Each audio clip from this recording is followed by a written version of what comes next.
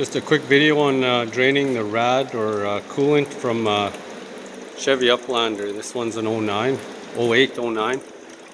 If you come under here, I have the tire off on this one, but if you look up there, it's right there. That's on the driver's side. It just has that drain cock valve. You just turn that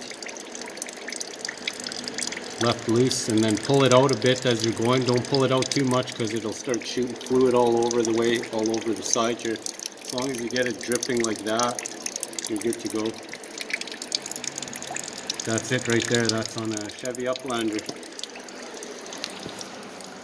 And then to get it draining faster, just open up your filler tube valve or cap.